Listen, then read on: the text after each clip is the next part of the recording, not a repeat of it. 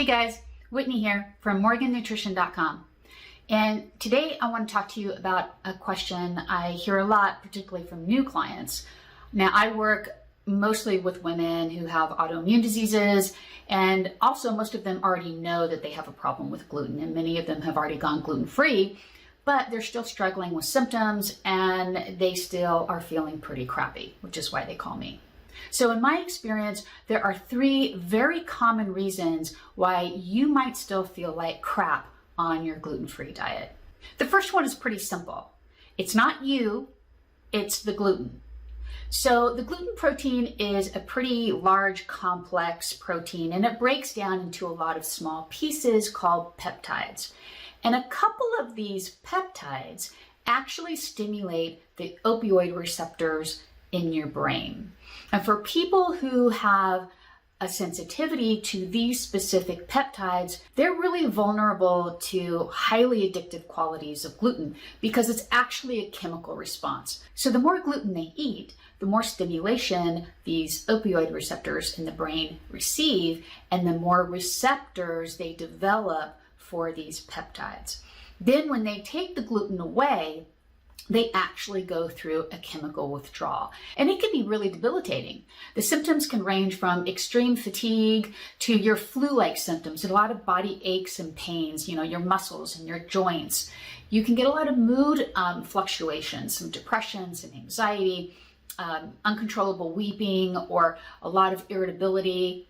You can get a constant headache. Your whole body can hurt. And if that's not bad enough, you can be tortured with wicked cravings. And you're so irritable and discouraged that everyone around you is walking on eggshells. But the good news is that this withdrawal period usually burns itself out in 2 to 3 weeks. Just keep reminding yourself, you are not imagining things. You're not a big baby. This is real withdrawal. It'll be over in a few weeks. Just hang in there. Okay, reason number 2 that you still feel like crap on a gluten-free diet, it's because you're not as gluten-free as you think you are. If you've been watching me for a while, you've heard me say this before, but I have to keep repeating myself because the data doesn't lie. 9 times out of 10, when we run the labs on people who believe that they are completely gluten-free, we find out that they are still getting exposed and their immune systems are still reacting. So their bodies are still completely inflamed and they feel like crap. Now, I know what you're thinking here because I hear it all the time. Something like, oh, Whitney, I know that I'm gluten-free because every time I eat gluten, I'm on the toilet for 2 days. Or, I'm sure that gluten isn't sneaking in anywhere because if I was getting exposed, I would be having one wicked migraine after another. You get the point, right? People associate particular symptoms with their gluten exposure. But here's the deal.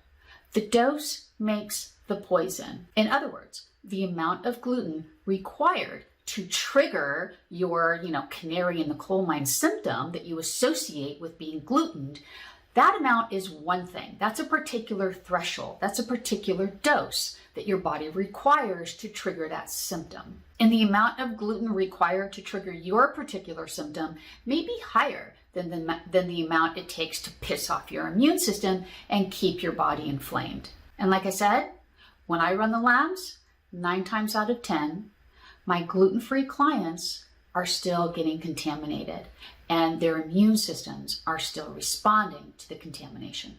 Knowing you're getting contaminated is one thing. Figuring out how it's happening is quite another.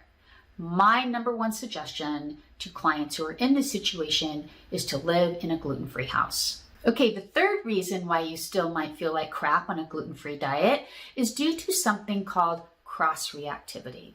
There are 6 foods that look a lot like gluten to the immune system. These foods have a protein structure so similar to gluten that they can get labeled by the immune system as gluten. So even though you might be 100% gluten-free and living in a gluten-free house, your immune system can mistake any one of these foods for gluten when you eat them. Now, the foods in this cross-reactive list are corn, rice, yeast, like your baker's yeast and your brewer's yeast, millet, cow dairy, and oats. Now, one option is just to avoid all of these potentially cross-reactive foods altogether. But another option is to get tested to find out if you have any of these cross-reactivities. And my wish for all of you is that when you do go gluten-free, you feel fantastic and all of your health issues disappear entirely. But just in case that hasn't happened for you, one or more of these 3 reasons might be why. If you want to learn more about how to live your best gluten-free life, or about how to uncover the root causes of your autoimmune disease, head to my website and check out my blog. And before you go, please like and comment on this video wherever you're watching. And if you have questions, I'm always up for chatting. Just go ahead and DM me. Thanks for watching, everyone, and I'll see you next week. Bye.